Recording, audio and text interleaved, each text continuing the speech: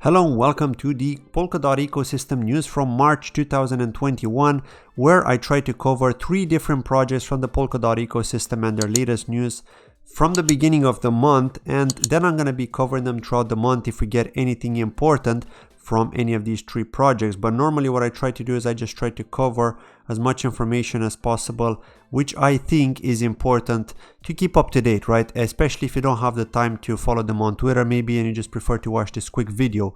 So that's why I'm going to try and keep this video short, probably around 10 minutes long, maybe even less, to quickly go through the latest news that we've got from March. So first, let's kick it off with Polkadot here, which is currently trading at $37.50. If we look on their Twitter page, we can see that the biggest news that we have from the very beginning of the month is with relation to Onto Wallet, which is Ontology's mobile wallet. I haven't done like a tutorial, a dedicated tutorial on Onto Wallet, but I have done videos talking about Onto Wallet and talking about Ontology in general in the past. This was back in 2018 and 2019. But I know that they've announced support and integration for into Polkadot. So that's big, right? Because they are going to be working with the digital identity on Polkadot. Now, Ontology in general is focused on digital identity. They do have their own blockchain, but it's interesting to see that they've decided to move over to Polkadot. They obviously saw potential there, and that's why they're doing that. So yeah, Onto Wallet is now integrated into Polkadot as one of the 11 chains supported, and you can now access your DOT on Onto. So you basically just download Onto, you create a wallet, and you can access your DOT there, or you simply import the key to be able to do that. Now, there were some tweets here. One is from Bill Laboon, who works for the Web3 Foundation. So he's saying here that the minimal nomination on Polkadot is currently at 89 DOT, and there is a nomination of 15.4 DOT, but this is a split nomination. The staking rate is 63.74%. So that's a lot of people staking on Polkadot at the moment, as we know, just before the parachain auctions, which is amazing because people tend to forget that in order to take part in these parachain auctions, you cannot have your DOT staked. But then, of course, if you want to hold some DOT for the long term, of course, you should stake it because you get that dividend, you get the passive income. And again, DOT isn't the best paying one out there. It's only like 12 or 13%. But Kusama is actually paying better. And then, of course, PCX ChainX is paying much, much better until the halving, which is going to be in May. But we'll talk about that in a moment. Now, there's more information on the on Polkadot Decoded. Again, just a bit more info on that, just for people that are interested. They're also tweeting here about Interlay, which is Polka BTC. It's basically a bridge between Bitcoin and Polkadot, just like ChainX, just like REN, except they don't have a token, and their main focus is only the bridge. They did get a Web3 Foundation grant, and actually Interlay have been deployed to Rokoku. They're connected to Rokoku, and they don't actually need to partake in a parachain auction just because they're playing an important part in the Polkadot ecosystem. So they're like the official bridge of Polkadot, if you want to call it this way. So I know some people were worried about Polka BTC and Interlay, like that's the name of the company. They were worried about Interlay and ChainX and the competition. Well, don't be worried, because ChainX is going to play a bigger role than just a bridge. So a bridge between Bitcoin and Polkadot is one of the features, but as you well know, it's going to be a bridge for other blockchains out there. And aside from that, it's also going to be acting as a secondary relay chain, where I've mentioned that in a different video. So there's every reason to be bullish on ChainX. But again, good job to the Polka BTC team at Interlay for releasing the public beta testnet. And again, you can check that out if you go to beta.polkabtc.io. I'm probably going to do a tutorial on that if it's not too complex. If it depends how it is. If it's straightforward, I'm probably just going to be looking at it, and I might talk to you about it in another news video. But the main purpose of this video is not to do any tutorial, so I just wanted to kind of cover this information. Now, to move on here and talk about ChainX. ChainX is currently trading at $10.18, as you see on average across all the different exchanges. But the latest news we've got from them is with regards to ChainX's admin, Alex Vogels, or Alexander Vogels, if you want to mention his full name. He's already done an interview on OKX, for OKX Exchange, on their YouTube channel. And it wasn't really an interview, but it was more like a presentation. Yeah, it was a presentation where he was basically presenting what ChainX is about in a very short video. So now there is an AMA as well which is gonna take place on the 7th of March. If you are interested, by the way. No, sorry, on the 4th of March, my mistake. On the 7th of March, they're gonna be doing a giveaway. So yeah, do check that out. It's gonna be tomorrow, 11 UTC, depending on where you are. But yeah, all you have to do is basically comment, follow ChainX and Hotbit, like and retweet, and then 2 lucky people are gonna win $10, $10 pretty much, right? 10 USDT each on the 7th of March. So again, Hotbit is actually supporting the Sherpa X airdrop for KSX as well. I know some people have been saying that in my comments. They are supporting it apparently as well, not only MXC exchange. But as always, I don't recommend you store your coins on the exchange, because if something happens to that exchange, then you're going to get wrecked. You're going to lose your coins, and who knows if you're going to get them back. Maybe you're going to get them back if they can recover from the hack, but with any small exchanges, there's always a big risk. So I just want to reiterate and bring that point up, because I always see many people asking me in the comments on my videos if they should keep the coins on the exchange because they want to get the airdrop. Well, no, just move them over to your wallet. I mean, there's no harm. Why not just be in control of your own coins? All you have to do is write down that mnemonic passphrase and just make sure you don't lose it, and that's it. Like, it's as simple as that. Just keep that safe. The other piece of news that we've got here is with regards to ChainX's bridge and mirror cross-chain, adding value to blockchains. So do check out this article. It's quite interesting, which basically tries to explain to you what bridges are all about. So you can see this article here. This was posted 15 hours ago by ChainX.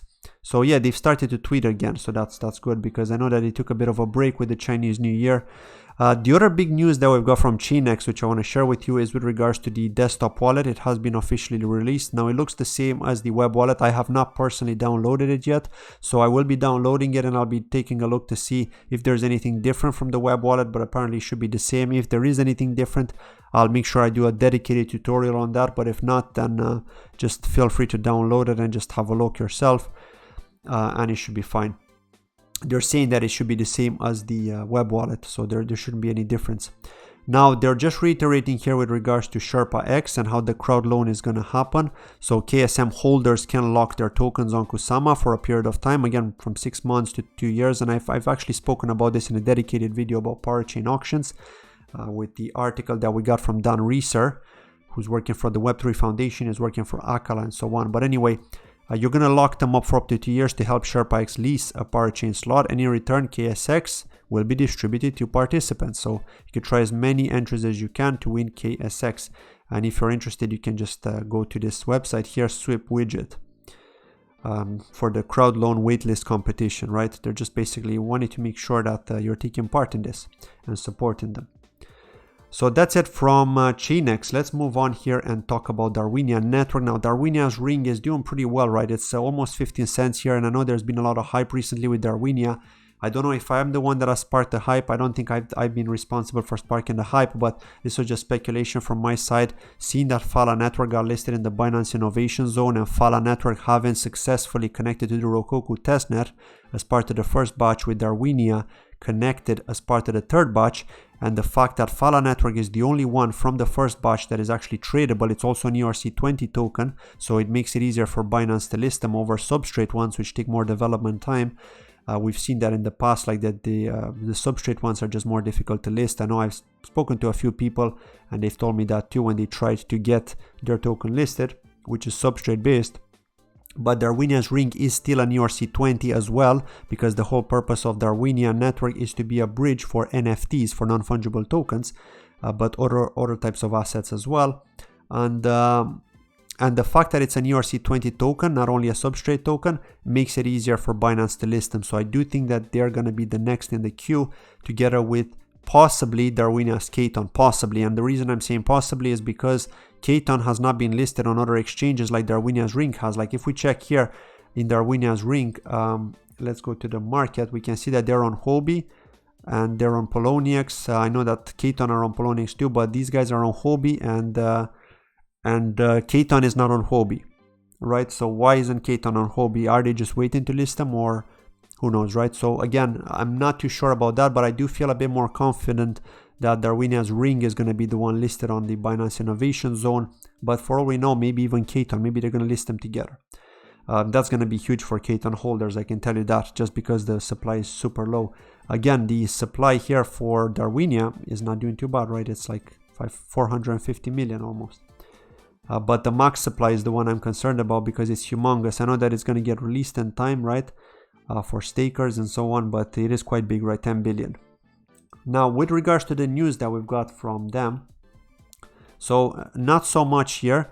The biggest news is probably in relation to the AMA that they've held. So let's go down here a bit.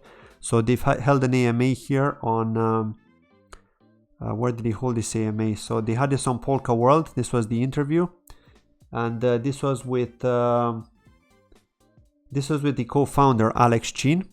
So do check that out if you're interested. They've actually wrote a summary here in this Medium article if you are interested to check it out. So this kind of sparked some interest here because, you know, once you go into the spotlight, once you start to advertise yourself, once you start to do AMAs, more people find out about your project. So I really like their marketing, like the strategy that Darwinia are doing is really good as opposed to other projects within the DOT ecosystem which kind of struggle with marketing from that aspect. They don't really do AMAs. They're kind of just working in the background, you know, they're really techy. But I really think that maybe they should hire like a marketing team. And I know that ChainX is kind of responsible for that as well, for that lack of marketing. And I know it can hurt some people seeing that they're not marketing as well. Whereas with Darwinia, we're seeing that marketing initiative and that does help, right? And again, they're doing the same thing, like they're doing giveaways and stuff, right? But it just shows you here that they do their marketing differently, right, with Darwinia, and I really like that. So yeah, I mean, aside from that, they're just they got some reviews, like the promo team who I've recommended before. It's YouTube. They run a YouTube channel talking about the Polkadot ecosystem, everything related to Polkadot Eco. They do very short videos where they basically describe different projects and they talk about news as well. The Keton was trending on the 1st of March on CoinMarketCap. Like a lot of people have been trading Keton, maybe because they realize the potential that by staking Keton you actually generate ring. And of course it depends on how many people stake. The more people that stake, the less ring you get. So if more people on stake and you're like one of the few that stakes, you get more ring per day. I know that there was like quite a lot of return on your investment. I think it was like 4 ring the last time I checked a couple of days ago. 4 ring for each 1 Keton for 24 hours, but you'd have to stake that Keton for at least 1 month. So there is a limited there is like a timeline that you need to stake for in order to get these rewards. So yeah, that does fluctuate. It was like 3 point something ring like a couple of weeks ago. So don't base it just off that 4 ring. I know that's like huge return, but just think about the potential of too many people doing it, and then the ring return on your investment is going to be much lower. So yeah, it does fluctuate a lot, but nevertheless holding Keton is quite valuable just because of the low supply. Just over 50,000 in circulation now. Now they're also partnering with Ray Finance. I think this is how you pronounce it, Ray Finance or Rai Finance. They've announced a partnership to build this heterogeneous cross-chain bridge network, because as you know, Darwinia is also a bridge, mostly for NFTs. And yeah, this is pretty much it here. There's nothing more to talk about Darwinia here, but the last point that I want to talk about in today's video is with regards to Moonbeam. So Moonbeam is actually doing something interesting. I know that they're working behind the scenes. We don't really hear about them because there is no coin, there's no token. So when there's no token, people don't tend to keep an eye out on it because they don't have anything to hold to actually keep an eye out on. So unless they're on their Telegram group, or maybe they're just following them on Twitter and are following these updates, and people don't really know what's going on with these future parachains, because at the end of the day, Moonbeam is going to take part in the parachain auction. So what are they doing? So this was posted 3 hours ago. They'll be doing a demo with regards to the balancer deployment on Moonbeam, a DeFi demo day. This is going to be tomorrow on the 4th of March. So you can register to join and see the integration in action. So they're basically going to integrate Balancer. And as you know, Balancer is used for those crowd sales, for those token sales. And it uses the bonding curve method as well. It's got like liquidity pools there. So this is how Hydra DX have conducted their sale. Now, what's interesting here, and I've said this before with Moonbeam, again, they've tweeted about this, is with regards to applying for a grant. Now, they do actually fund projects. So if you're like a small dev team or even one person, like if you've got a great idea, if you're like say a team of 1, but you've got a great idea and you want to develop something, you can apply for a grant. and then they'll give you that grant if you qualify, of course. So they're saying here that you can apply for a grant, where they're looking for devs or a team interested in the maintenance of the balancer deployment on Moonbeam and Polkadot. And Moonbeam will provide the grants and support to the selected team. So yeah, you can apply if you're interested. This is the link here for the community grants.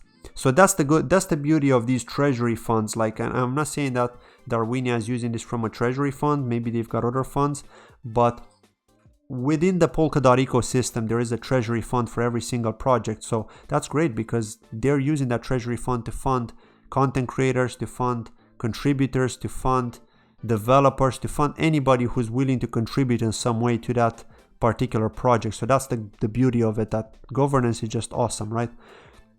So yeah, I mean, this is it. Like, this is probably the biggest thing with Moonbeam that we've got so far this month.